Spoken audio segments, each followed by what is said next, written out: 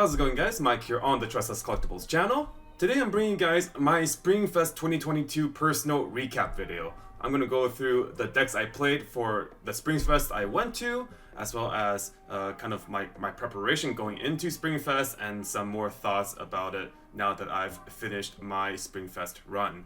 So let's just go ahead and get right into it. So the first thing I want to talk about is the deck that I used. This is the deck that I used for the two Springfests I went to, Springfest Ontario and Springfest Rosemont. I used Bane Dream with the level 1 Mashiro combo from the trial deck and the level 3 Lisa from the new Bane Dream Extra Booster, Poppin' Party, and Roselia. The list is as you guys can see, and then I'm going to go through kind of my thought process about building this list and let you guys know some of my thoughts.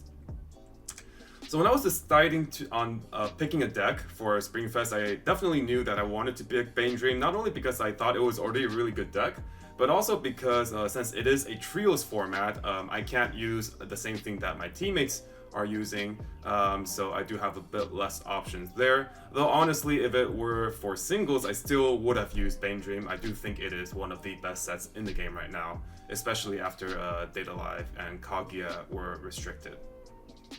So when I went into building Bane Dream, I identified the cards that I really wanted to play, the cards that just really put themselves over everything else in the game right now. And those are, as you guys see here. The first thing, Choo Choo Pario is just one of the most disgusting level 2 plays in the entire game right now.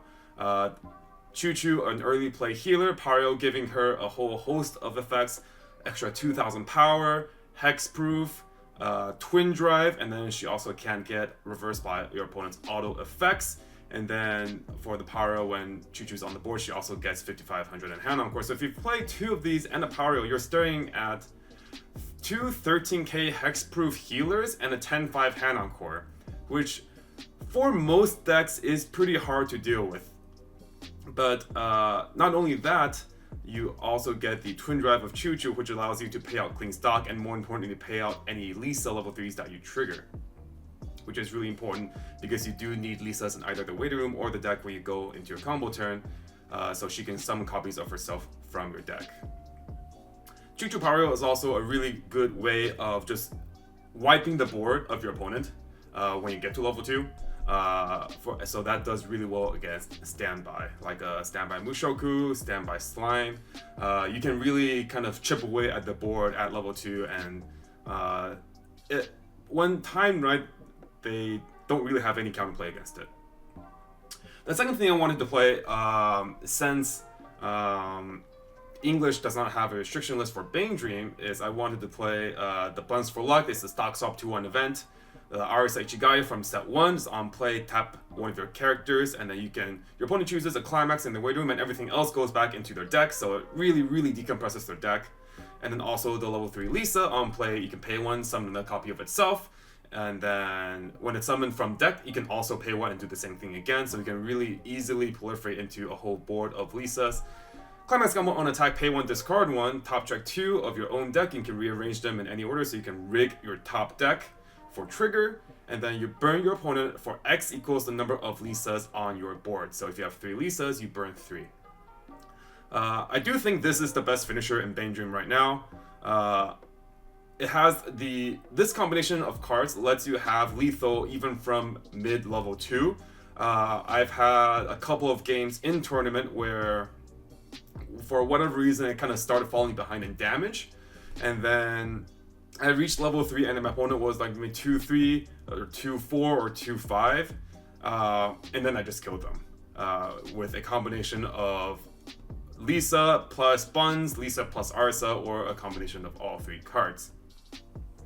And then the last thing I really wanted to play in Bane Dream was the level 1 Cosmic Bomb, and the reason behind that is more of a meta call, where the Cosmic level 1 bomb does extremely well against specifically 8 standby Slime and 8 standby Mushoku Tensei. The 1/1 errors for Mushoku Tensei doesn't have hand encore, so you don't really care about it having maybe 8500 power, 9500 power. As long as it's reversed by the auto effect, it's just gone. And then for Slime, a lot of times the 2/2 guilds want to save the 1/0 Rimurus so that they can combo again next turn. But with the Cosme Bomb, you don't really have to worry about that. You just safely remove the Rimurus, and they still have the guilds on the board, but then at level 2 you can just kill the guilds with Choo Choo Power Rail.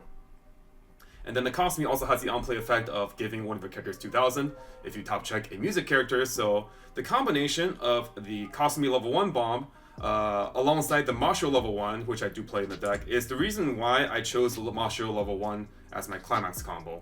Mashio level 1 is a very generic effect. It's on attack mill 2, and then salvage X equals the cumulative levels of the cards milled, but she only has 5000 power, and she doesn't get any additional power when you have climax combo. So she just attacks for base 6k. But if you have the Cosme Bomb to pump her up to 8k, and then you have the Remy Brainstorm to let's just go look at the cards real quick. Level 1 Mashio, right? You give 2000 from the Cosme, so she becomes 8000 power, and then you also have the extra 500 power that you can assign through the Remy Brainstorm, so that comfortably reaches 8500, which is the magic number against Mushoku Tensei, because their Eris, unless they trigger another standby to bring out another 2 Ghislaine, is also 8-5. Now, they can have a counter, and that's absolutely fine. Now, if they counter, they counter, but the whole point is you want to be able to, while you are gaining your own resources through climax combo, you can kind of challenge your opponent's board at level 1 and at the very least make him discard a card for counter.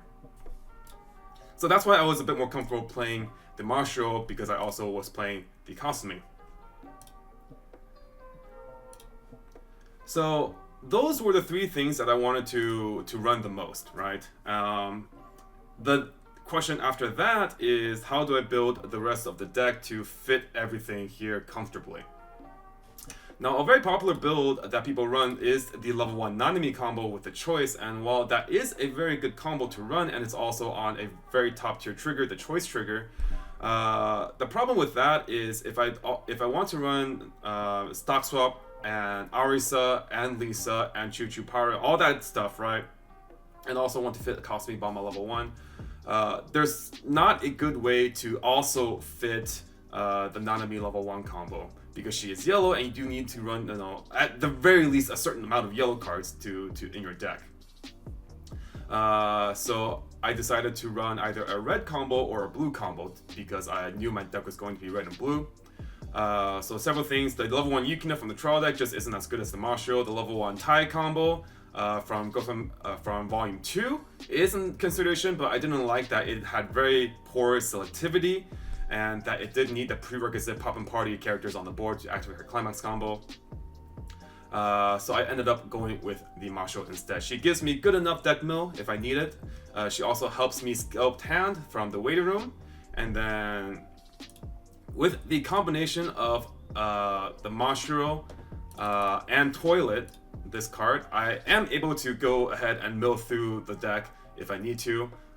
So the lack of only milling 2 is not that bad, because you do have a lot of cards in this deck that mill. So like the level 0 Tsukushi, the level 1 the Toilet combo, and then also the Mashio. And then the one last thing I want to touch up on this deck is the level 0 line, because as you guys might have seen, there's not actually any beaters. Well, technically I run 1 Akko beater. Her primary role is just to shuffle 2 Roselia back into your deck on the level 3 turn, so you can combo with Lisa. But for the most part, everything else that I run at level 0 are all utility options. The reasoning, or my mindset for doing that, is that I don't actually care about trading favorably or winning the level 0 game. In my experience, the level 0 game usually can last maybe even like 2 turns at most.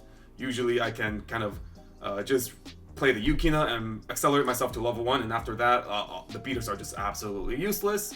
I really wanted to run a whole host of level 0 utility options to give myself outs to basically any situation that may come my way in the mid to late game. So if I have climax flooding, I have ways to get out of climax flood through the level 0 Choo Choo. The level 0 Choo Choo at the baseline allows me to salvage any other level 0 utility, so I have access to climax swap, I have access to level 0 Akko, the Rui, which cheats me stock, the Akanon, more brainstorms, etc., so on and so forth. So I opted to not play beaters because I value the utility more, and I didn't really think that it was too important to match things at level 0.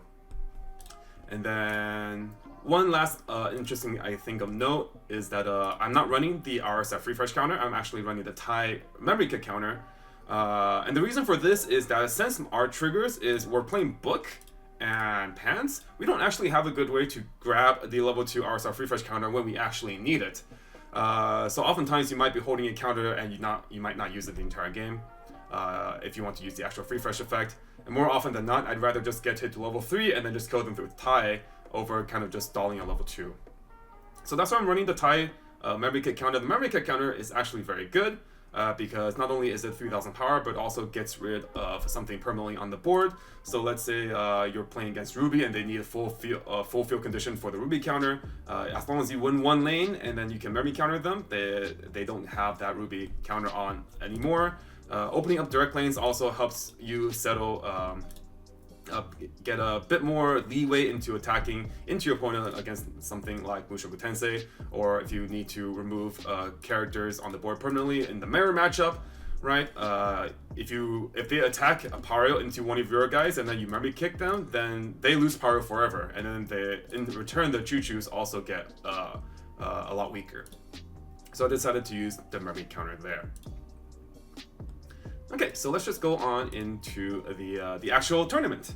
So the first tournament was that I went to was Springfest Ontario. It had over 60 teams. I think it was around 62, 64 teams, which ended up being 7 rounds of Swiss.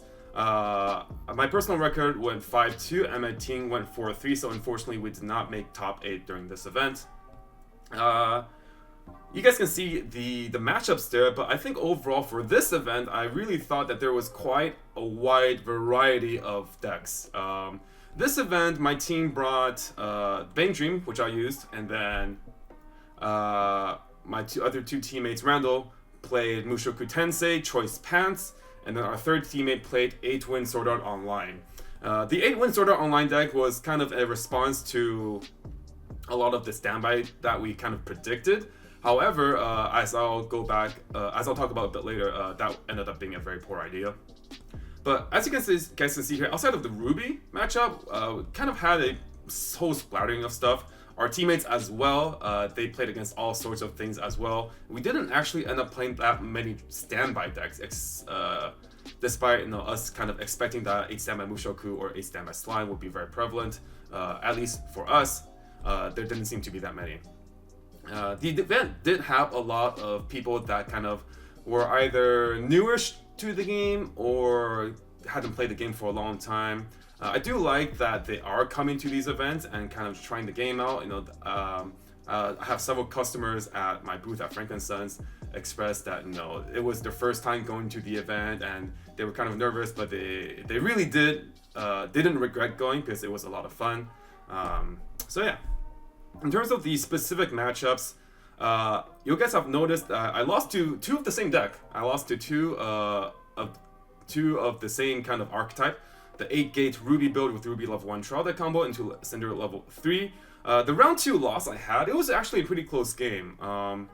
It ended up being, I went to my final turn with my Lisa combo, and my opponent simply canceled one too many times. So then I couldn't finish him off at 3-4, and then I lost to the swing back. So that was a pretty normal game. I don't think there was anything wrong with that game. And then round 5, I played against another Ruby deck, and that game was really where things kind of got out of control in terms of my opponent's compression in relation to me taking damage. That game I couldn't refresh at level 1, so I had pretty poor refresh because I refreshed at like 2-0 or 2-1 or something. And then my opponent refreshed pretty well. They refreshed at like 1-1-5 or 1-6, and then they just started double canceling, triple canceling every turn, and then they just double brainstorm to get themselves into a new deck. I don't think I actually hit my opponent to level 3 that game. I think I lost when my opponent was at like mid to high level 2. Their compression just got a bit out of hand, and I couldn't actually even get my stock swap Lisa combo off because the game was really just going that south.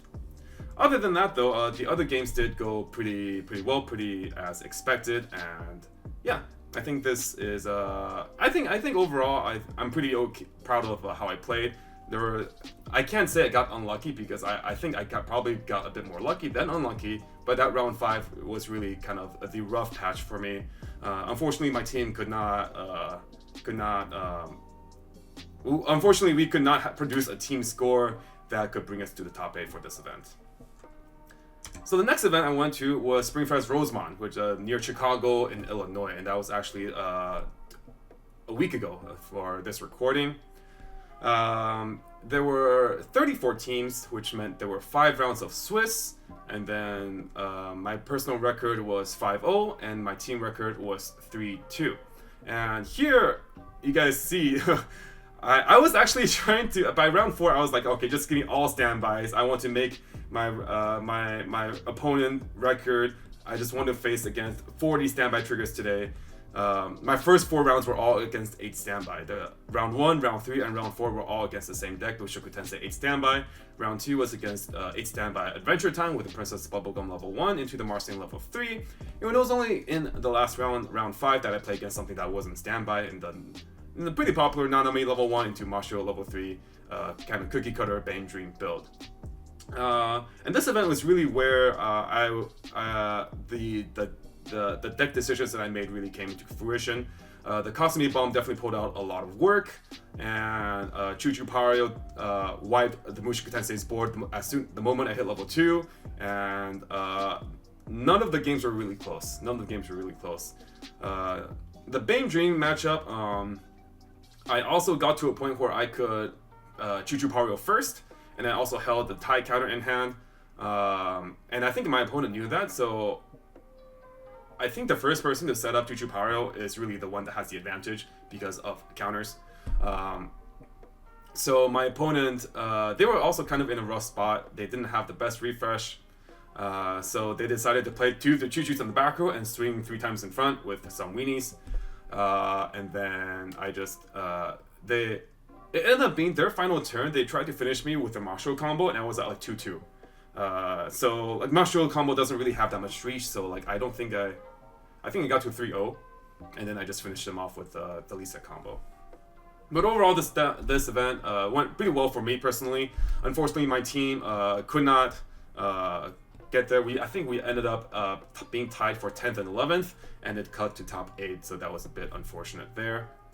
My team, we used Mushoku Tensei Choice Pants, and then Kaguya Standby Gate, the kind of the same build as pre-nerf Kaguya, except you just changed a couple of the restricted cards with some other cards.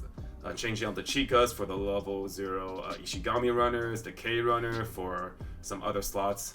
The deck is still pretty okay, but I think my teammate got a bit unlucky. Like, I think there were like 1 or 2 rounds where 5 minutes in the game, I kind of like glanced over to see how my teammates are doing. And then June, my Kaguya teammate, he had like 2 Kaguya level 3s on the board, like an early play K, and I'm like, you're at 2-2, and this is 5 minutes in the game. I'm like barely level 1, so yeah, I think he took some pockets of damage that were a bit unfortunate, and as a result, we could not get to top 8, but it was still a fun trip nonetheless. Okay, and kind of some final thoughts. Here you guys can see some pictures of me and my friends going kind of sightseeing in downtown Chicago. Our flight arrived around noon on Saturday, so we had a whole day to kill because Weiss was on Sunday. So we took the train to downtown Chicago and we visited a bunch of things and ate some good food, and it was a really good time.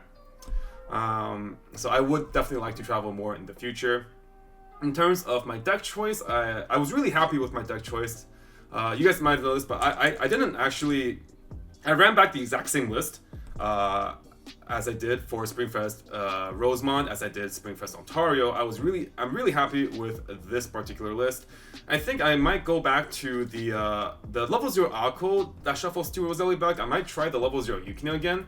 I was first using the Yukina level 0, but I changed it to the Ako because I basically never used the Yukina side for no side penalty effect in my testing.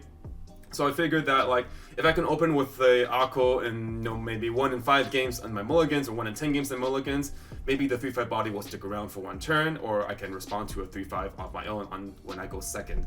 So that was the idea behind that. They're pretty interchangeable, but I do feel like if you play against a lot of anti-damage counters, a lot of rest counters, then you definitely want to be using the Yukina instead, so that you can guarantee a side lane with one of your Lisas.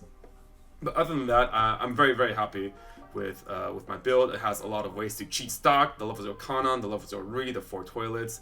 I have answers to every single matchup that I expect, and then for the things I don't expect, Choo Choo Paro just gets rid of everything else, and then if worst comes to worst, just play 3 Lisas and burn them and hope they die, and it usually did work out pretty well. But for my teammate, for Ontario, I mentioned that we did bring a 8-win Sao deck. Just so happened that the 8-win Sao deck that's targeting standby didn't actually play against any standby, so he did not perform very well. So yeah, I think in a trios format, it's not a good idea to bring kind of very specific things. It might be a better idea for you to just bring generically good decks so that you have a better percentage overall against your matchups. And I think that's about it on my end. I don't plan on going to any more regionals in the future. For this particular Springfest, even the Rosemont regionals was very last minute. It was kind of a spur of the moment thing, because I really, really wanted to run back on this current format before Hololive Production came out, because I really had a lot of confidence in the format. I had a lot of confidence in my own deck and my knowledge of the matchups, and I thought I could do pretty well. So I ran it back. Unfortunately, couldn't get there, but that's quite all right. I had a lot of fun still. And the reason why I'm not going to further regionals is basically just because for those local to SoCal that frequent my booth at Franklin Sons, you'll have noticed that for every regionals trip I go to, I have to close the booth, and that does really add up in terms of kind of just not generating income for the business. So I do think I want to travel more in the future. Maybe try to work it out so maybe I can have someone else run the booth for me while I'm gone. But no, I've really waited a long time. It's been more than 2 years since we had our last physical regional event. So I was super, super hyped to go back, and it was really, really, really a good time. And I highly encourage, whether or not you're new, you're a seasoned player that hasn't played in a while, or you kind of want to learn the game, definitely don't be discouraged, and definitely go to one of these events if they're near you. It's a really, really good time. So that about wraps it up for me, for my Springfest reflections. We will have Randall. He also played Springfest, and he's also going to be telling you guys about his experience in the Mushoku Tensei online 64-man tournament. So he will be bringing you guys a video on the channel in the coming days. But until then, this has been Mike on the Tressa's Collectibles channel, and I'll see you guys in the next one.